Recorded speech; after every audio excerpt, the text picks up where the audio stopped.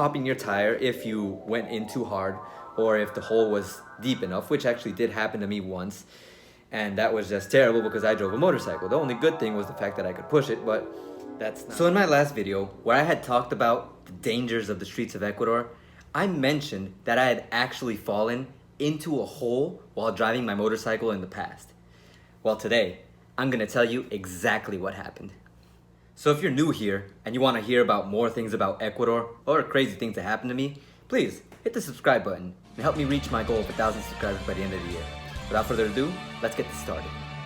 But before I tell you what happened, I thought you might actually want to see my motorcycle. This is my motorcycle, my baby. I've had this motorcycle for the longest, pretty much while I was at the university, studying in the university, up until now. It's gotten me through thick and thin, and it's been my faithful companion through all of my, I guess you could say, rambunctious adventures. So yeah, let's get started. So this was a couple years back when I had just gotten out of the university. Me and the person who was my girlfriend at the time... What? No one loves you! Hey, that's not true. And wait, where's Brian? They ask you how you are, you just have to say that you're fine when you're not.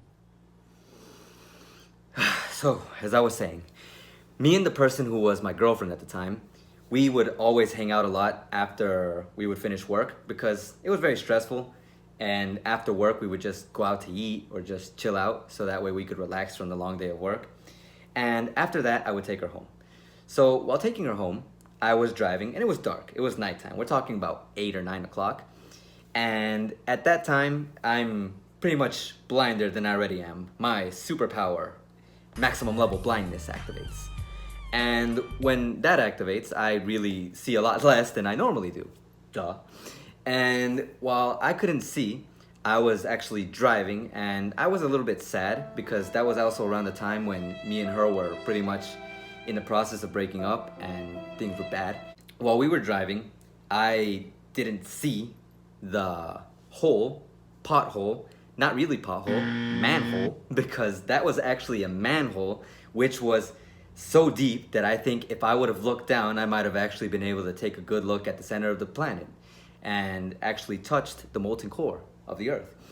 But the point is that when I went there, when I went past that hole, I didn't see it at first. So while I was driving towards it, you could say that I was on my way to that hole and I only saw it the very last second right before I arrived to it, and I had to swerve it. And while I swerved it, the front part of my motorcycle was able to avoid it. But the back part of my motorcycle fell in that hole.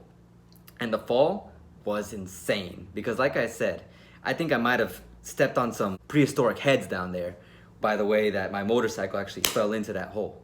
So the back tire of my motorcycle, I heard it pop. I heard the tire pop. It was just a big popping sound.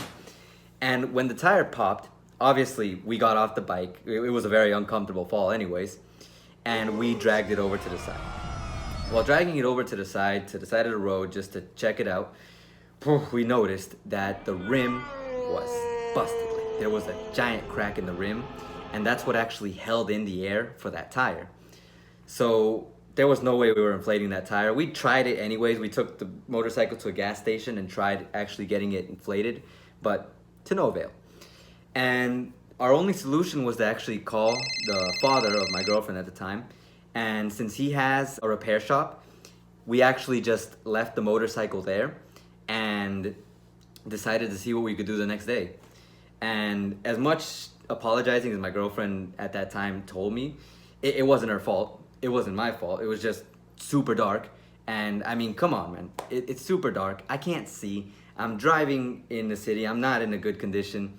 And the city's not in good condition. You see that giant hole. There's no signs telling you, hey, giant hole coming up, be careful. Because normally you would put something around it so that way people don't fall in. Or they just assume that people can see those pitch black craters, and which is not the case. It was honestly no one's fault, except for maybe the cities. But guess who had to assume the charges, the prices, any repairs that needed to be done? Yours truly.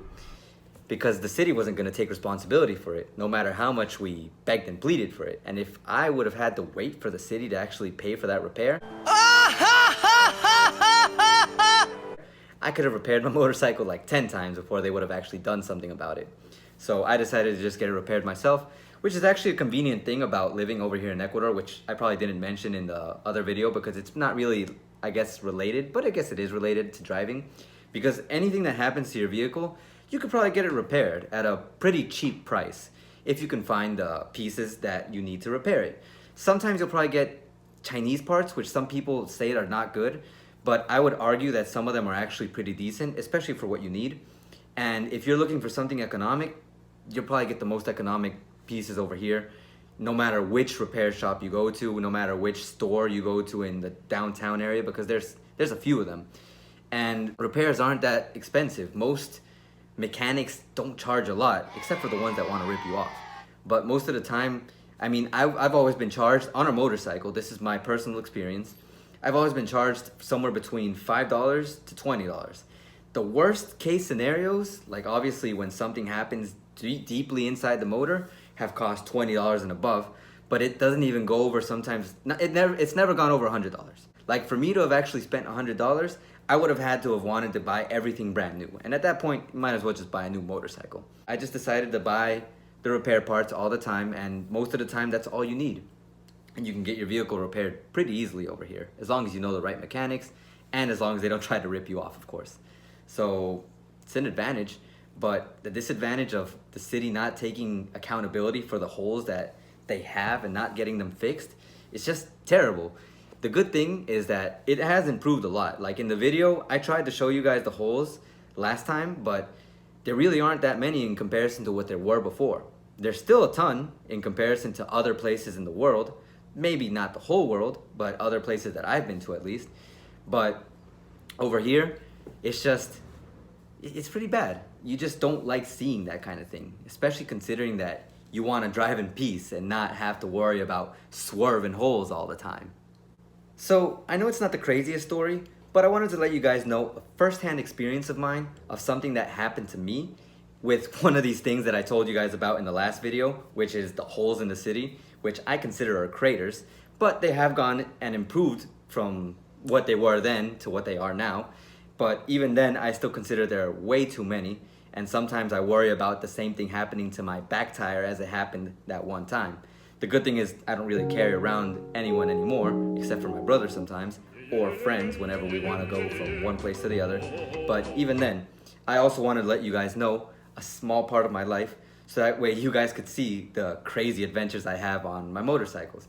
And hey, if you guys liked what I just talked about, the experience that I had with my motorcycle, I don't mind telling you guys another story some other time. So just let me know in the comment section below, and I'll make sure to make another video about it. So, ladies and gentlemen, boys and girls, thank you very much for watching. If you enjoyed this video, please make sure to destroy that like button down below. And if you're new here, please make sure to subscribe. Help me reach my goal of 1,000 subscribers by the end of the year. Leave a comment down below of anything you liked about this video. Maybe you've had similar experiences to mine. Maybe you've had worse experience than mine. Maybe you want to talk about my experience. Leave me a comment and let's talk about this. Also, if you want to know more things about Ecuador, please let me know in the comment section down below so I can make a dedicated video about that.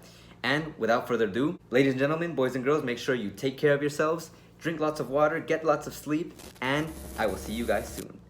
Ace out. I am the coming death, and I will feed. I'm gonna die. I'm in a room. You saw nothing.